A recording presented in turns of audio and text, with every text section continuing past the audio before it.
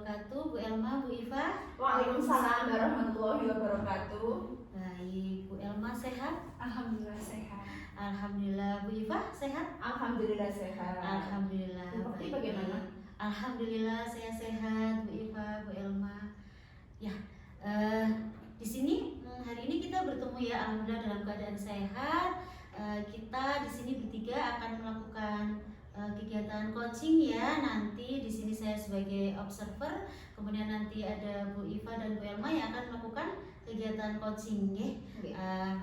Sebelumnya mohon maaf, mohon izin ya Bu Elma, ini saya dengan Bu Iva dulu ya. Nah, sebagai coach ya nanti ya, sebagai coach ya, terus Bu Elma sebagai coach.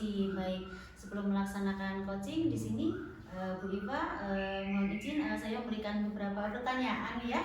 Nah, sebelumnya di awal ini sebelum melakukan coaching tentunya Bu Iva nanti ada hal yang harus diperhatikan, kemudian ada beberapa hal juga yang mungkin nanti harus khusus dilakukan ya bagi seorang coach kepada coachingnya. Nah, sebelumnya nanti di sini saya akan memberikan mendiskusikan ya beberapa hal. Yang pertama nanti akan saya perhatikan apakah Bu Iva melakukan coaching dengan Bu Elma sudah melakukan alur tirta atau belum. Kemudian apakah Bu Iva sebagai coach sudah memberikan pertanyaan yang nanti akan menggali solusi-solusi dari permasalahan dari Bu Elma sebagai coach.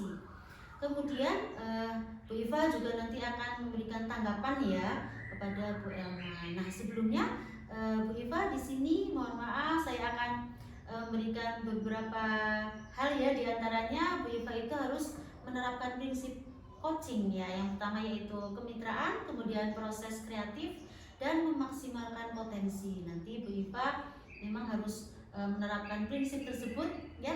Kemudian nanti juga Bu Iva harus memberikan pertanyaan-pertanyaan yang mungkin nanti akan bisa menggali dari Bu Elma yang memiliki permasalahan. Nah, baik, sebelumnya di sini saya akan menanyakan beberapa hal ya Bu Iva.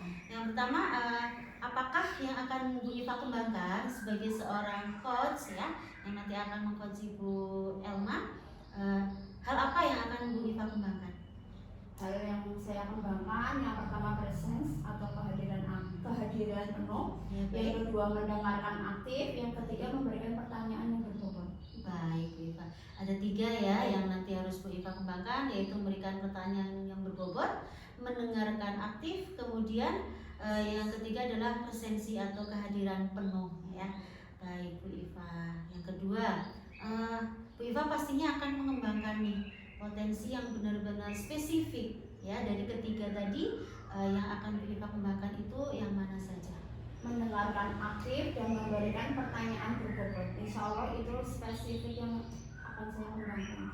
Kalau untuk kehadiran, insya Allah saya sudah hadir sepenuhnya. Baik, sudah jiwa raga ya, nanti akan mengcoaching Bu Elma. Baik, boleh tahu nih untuk mendengarkan secara aktif nih yang Bu Iva ketahui itu seperti apa? Yang saya ketahui, nanti saya bertanya kepada coach dan coach memberikan jawaban, dan jawaban itu saya umpan balik, feedback supaya menggali pertanyaan lagi dan dia sampai menemukan solusinya. Baik, luar biasa. Baik, nanti semoga ketika Bu Elma memberikan obrolan ya yang mungkin unek-uneknya, Bu Iva bisa mendengarkan sepenuhnya karena memang sudah hadir sepenuhnya, kemudian akan mendengarkan secara aktif.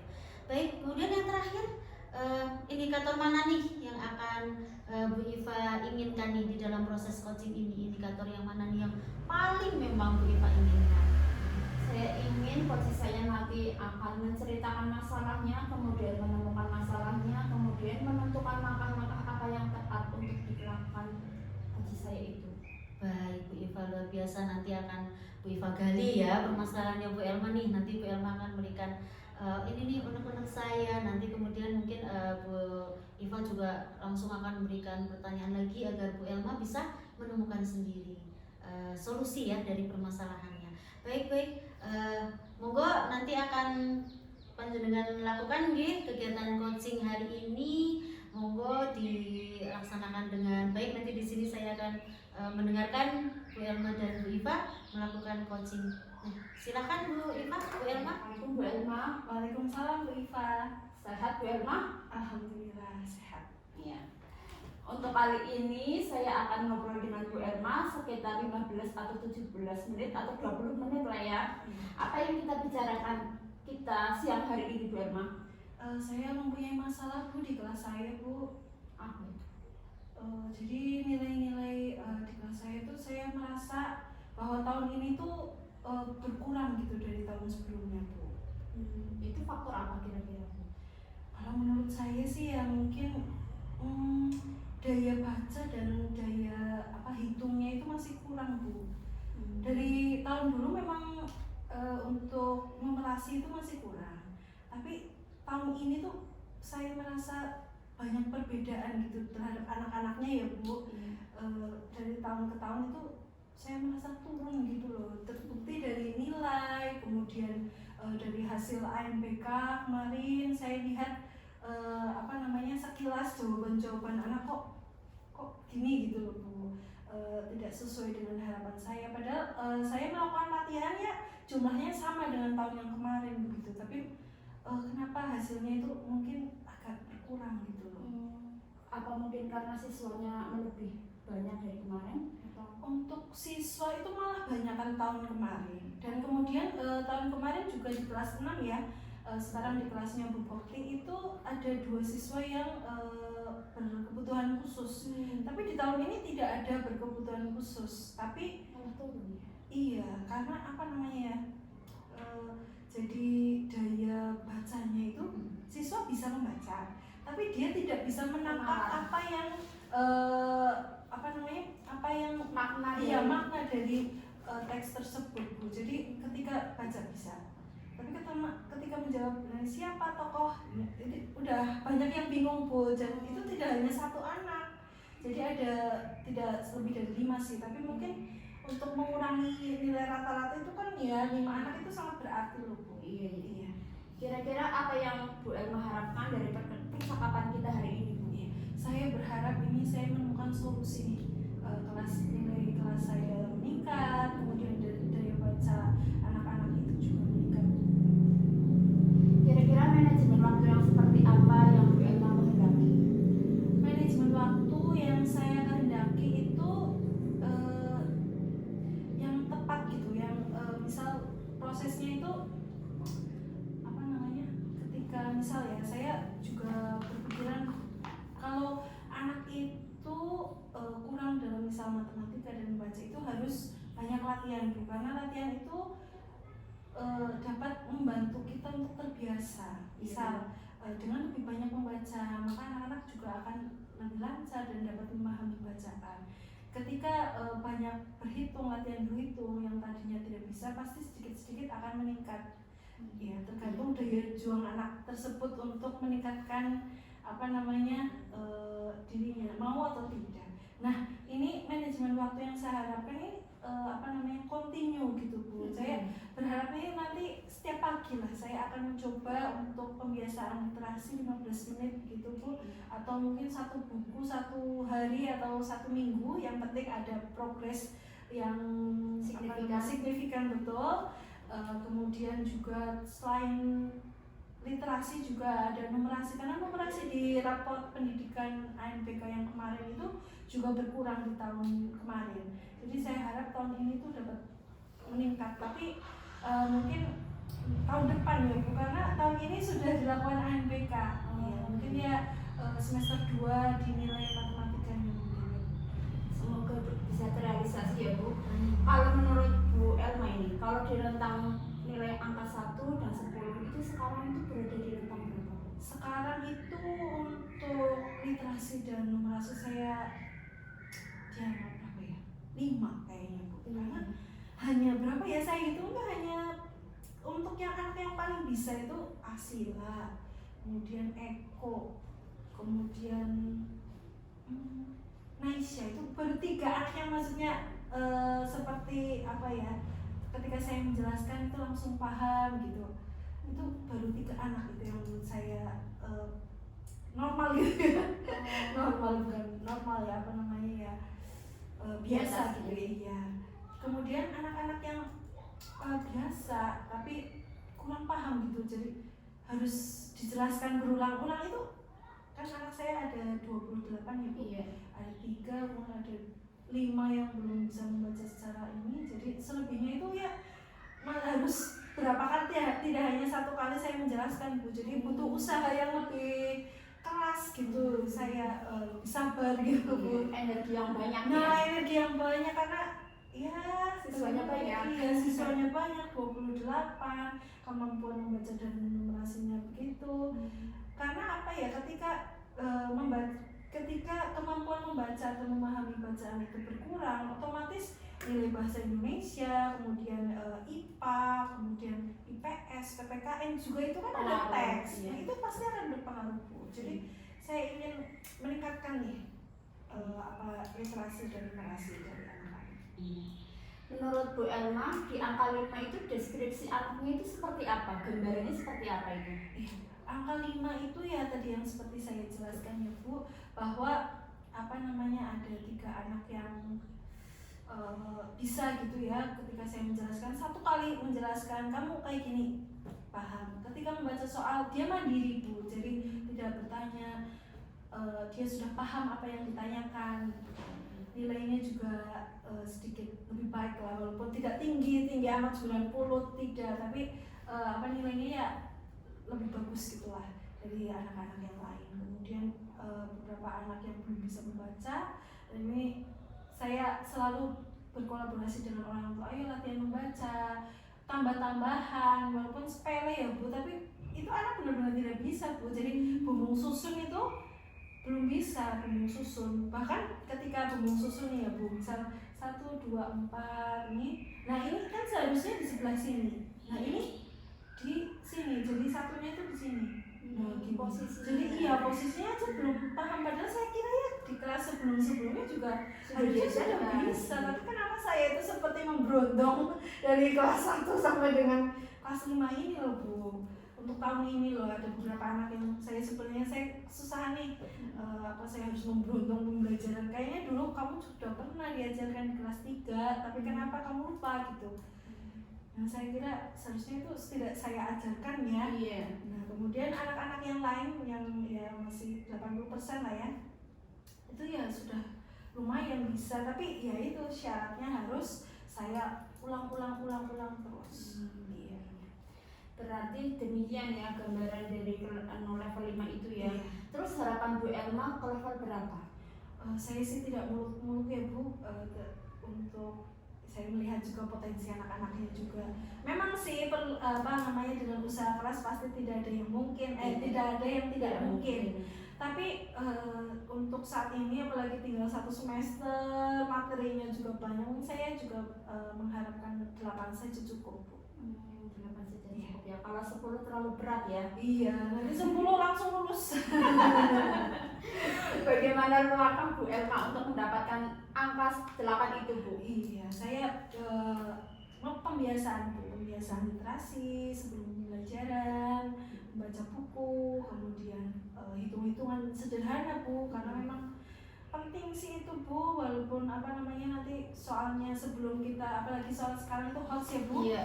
Nah, latihan soal HOTS juga perlu Bu, jadi banyak berlatih, kemudian harus berkeliling dari meja ke meja gitu Bu, harus benar-benar diperhatikan, oke ini anak sudah bisa atau belum gitu. Saya juga terkadang melakukan pembelajaran tuh, ayo latihan kerjakan 1 soal aja, kalau kamu sudah bisa ya alhamdulillah ya, nanti kita perbanyak latihan, nanti di rumah kamu juga harus latihan lagi. Nah, saya cek satu-satu Bu, maju satu-satu ya, memang memakan banyak waktu ya Bu, tapi kalau tidak seperti itu bagaimana lagi, kadang-kadang juga faktor orang tua juga berpengaruh ya Bu, karena murid-murid saya itu ada yang dengan mbahnya, hanya ada dengan bapaknya gitu, atau dengan saudara gitu Bu, jadi mungkin perhatian dari orang tua itu kurang Bu. Nah, saya juga memperhatikan, walaupun ada ibu dan bapaknya nih, tapi seperti sibuk bekerja gitu ya Bu, jadi kurang memperhatikan anak, sehingga ya banyak yang terjadi PR ketinggalan gitu kan, bisa tercermin ya Bu. Iya. Saya juga sering bercerita-cerita dengan anak, jadi saya juga berusaha memahami anak. Iya, Kamu kenapa nih seperti ini? Oh ternyata memang karakter kondisi rumahnya itu memang seperti itu. Terus manakah yang lebih memungkinkan untuk Bu Elma lakukan dari semua kegiatan Bu Elma, langkah-langkah Bu Elma itu? Otomatis yang mungkin saya lakukan adalah kegiatan pembiasaan ya Bu, karena dengan banyak berlatih terus kemudian saya juga berinisiatif untuk melakukan pembelajaran yang menyenangkan gitu dengan permainan gitu. Seperti kemarin saya coba buat soal pecahan. Nah, dia buat sendiri terus lempar coba di depan kelas, dilempar di rebutan gitu soalnya. Kemudian dikerjakan, lalu kembalikan ke yang punya. Nanti di soal itu ada tulisan nama yang punya. Ya, kembalikan, dikoreksi. Jadi anak itu tidak hanya membuat soal, tapi juga menjawab mengoreksi apakah jawaban temannya itu betul atau tidak. Jadi tidak sekedar hanya membuat gitu. Berarti mempergunakan tutor sebaya ya Bu? Betul, tutor sebaya juga saya gunakan. Misal kayak gini Bu, kalau misal si Eko sudah maju, kemudian dia sudah selesai, dia kan akan rame ya Bu. Iya. Nah itu coba tolong itu bantu si A, si B, si C. Nah coba itu dibantu, kasihan gitu. Karena saya tidak mungkin ya Bu, Iya. dalam 28 anak itu saya meraih semuanya. Saya juga butuh anak-anak. Kadang-kadang juga ketika saya menjelaskan kok anak tidak paham itu, misal Eko yang suruh menjelaskan Bu, ya. Coba kamu jadi Pak Eko ya, coba maju, tolong jelaskan kepada teman-teman. Ya, mungkin Bu Guru menjelaskannya kurang atau bahasa yang Bu Guru Kurang pahamnya. Ya kadang-kadang anak juga ada yang paham. Coba Eko, nah Eko alhamdulillah dia itu membantu saya sekali Bu. Kemudian ada Asila, gitu, membantu teman yang perempuan. Kalau Eko biasanya laki-laki. Rencananya itu mulai kapan dilakukan Bu? Iya, kalau untuk kegiatan pembiasaan ini sih sudah saya lakukan Ibu, tapi mungkin masih kurang intensif. Kemudian permainan-permainan juga pernah saya lakukan, tapi mungkin ya kurang banyak ya Bu, cuma 1-2 kali ya. Karena memang membutuhkan budget ya Bu, karena untuk membeli bla media itu kan juga butuh uang ya Bu. Jadi butuh uang, butuh waktu luang juga buat membuatnya, merancangnya, itu juga akan menjadi kendala sih Bu menurut saya. Ya. Terus kira-kira siapa yang bisa membantu Bu Elma untuk menangani hal seperti itu? Untuk yang membantu ya pertama kepala sekolah Bu, saya akan biasa misal ada waktu luang saya akan cerita kepada kepala sekolah ya Bu. Mungkin Pak Jamil juga punya solusi. Jujur lagi. Soalnya kemarin waktu saya ada kegiatan itu Pak Jamil itu mengisi kelas saya loh Bu. Dan anak-anak itu ternyata senang diajar oleh Pak Jamil. Jadi, nah ini saya bertanya nanti kepada Pak Jamil, bagaimana sih? Gitu. Jadi Pak Jamil insya Allah bisa dibantu saya. Kemudian juga ada rekan sejawat saya, rekan kelas tinggi ya, dan kelas rendah. Kemudian juga mungkin kepada Bu Iva ya, karena Bu Iva juga mengejar kelas saya dan tahu kondisinya ya. Kemudian juga Pak Poni begitu. Saya juga akan mencari video-video pembelajaran yang menarik gitu Bu, yang dapat membantu saya. Ya. Alhamdulillah ya Bu, udah ada gambaran-gambarannya. Terus menurut Bu Elma, itu kendala apa yang mungkin terjadi? Ya, kendala mungkin ya waktu ya Bu. Waktu, karena merancang pembelajaran yang perfect atau berpihak pada murid itu kan kayaknya tidak membutuhkan waktu yang luang gitu ya Bu. Kemudian untuk membuat media juga itu kan juga membutuhkan waktu dan inspirasi gitu ya Bu. Terus bagaimana untuk mengatasi hal itu Bu? Iya. Saya akan memprogramkan Ibu waktu untuk latihan terus. Kemudian juga saya akan menggunakan pembelajaran yang berpihak pada murid dengan membuat media pembelajaran dan menggunakan model pembelajaran serta ada permainan-permainan gitu Bu. Progresnya untuk kedepannya bagaimana Bu Elma? Ya, saya akan melakukan pembiasaan hal-hal tersebut, saya akan lebih sering. Sebelumnya juga saya sudah pernah melakukan, tapi mungkin belum maksimal ya Bu. Jadi saya akan lebih memaksimalkan lagi. Siapa yang bertanggung jawab Bu nantinya Bu? Tentunya diri saya sendiri ya Bu. Saya bertanggung jawab atas kelas saya, tapi tidak lepas dari tanggung jawab orang tua juga Bu. Saya akan lebih melibatkan orang tua lagi dalam pembelajaran anak di rumah agar berkesinambungan Bu di sekolah, kemudian diteruskan di rumah gitu. Perasaan Bu Elma setelah ngobrol dengan saya bagaimana Bu? Alhamdulillah nih Bu, saya menemukan solusi dari permasalahan saya ini Bu. Ya, alhamdulillah ya Bu Elma sudah menemukan solusi. Terus apa yang didapatkan dari obrolan kita Bu? Iya, saya tuh mendapat inspirasi nih untuk pembelajaran di kelas saya, menggunakan model pembelajaran, kemudian permainan, terus pembiasaan yang positif, juga pokoknya pembelajaran yang berpihak kepada murid gitu. Bagus.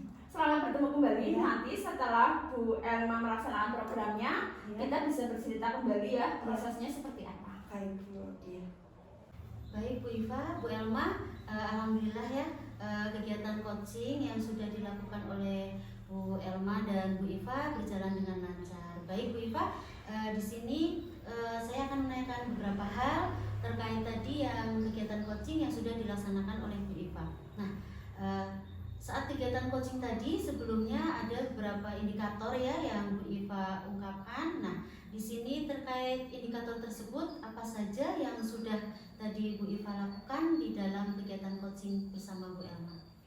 Indikator capaiannya saya sudah bisa menanyakan, memberikan pertanyaan sehingga si coach saya ini menemukan masalah, menceritakan masalahnya dan menemukan solusinya. Saya tentunya sudah menggunakan alur cerita juga yang berisi tentang tujuan umumnya, identifikasi masalah, rencana aksi dan tanggung jawabnya. Oke, baik, luar biasa Bu Iva. Di sini tadi saya sudah mengamati ya coaching yang dilaksanakan oleh Bu Iva dan Bu Elma. Alur ceritanya sudah terlaksana, kemudian Bu Iva juga sudah memberikan pertanyaan yang berbobot sehingga tadi saya amati Bu Elma juga bisa dengan leluasa untuk memaparkan ya, maksudnya mengungkapkan bahwa permasalahan yang ada pada Bu Elma kemudian digali oleh Bu Iva, dan alhamdulillah Bu Elma bisa menemukan solusi dari permasalahan tersebut. Nah baik, semoga kedepannya Bu Iva dan Bu Elma juga saya bisa menerapkan kegiatan coaching ini dengan teman sejawat juga, kemudian juga bisa dilakukan dengan siswa-siswi kita. Semoga kedepannya kita bisa lebih baik lagi dalam menerapkan kegiatan coaching dan alurnya juga nanti kita kedepannya juga akan sering berlatih ya Bu Iva, Bu Elma dan saya juga. Terima kasih, semoga kegiatan hari ini bermanfaat bagi kita. Saya tutup. Wassalamualaikum warahmatullahi wabarakatuh. Waalaikumsalam. Sampai bertemu lagi di kegiatan coaching selanjutnya.